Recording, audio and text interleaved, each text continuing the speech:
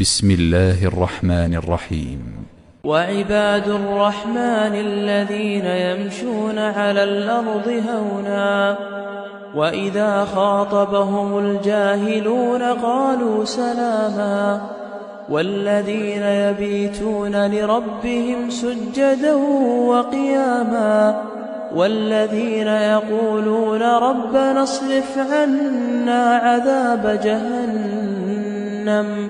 إن عذابها كان غراما إنها ساءت مستقرا ومقاما والذين إذا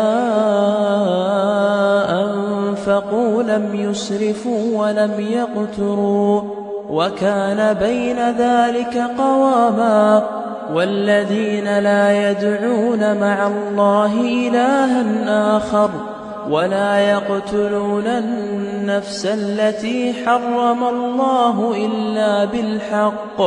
ولا يزنون ومن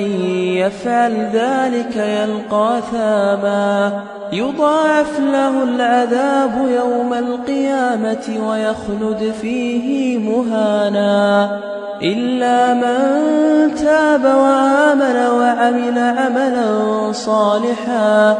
فأولئك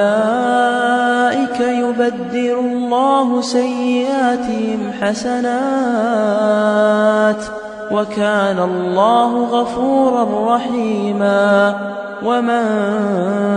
تاب وعمل صالحا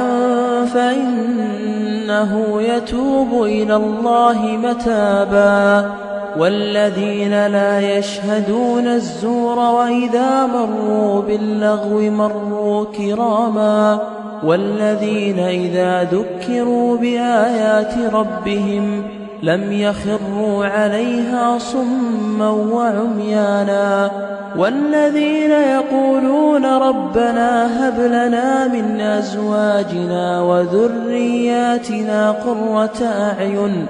واجعلنا للمتقين إماما أولئك يجزون الغرفة بما صبروا ويلقون فيها تحية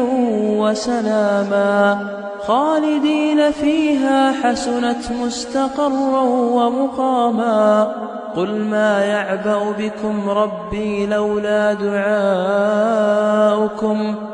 فقد كذبتم فسوف يكون لزاما.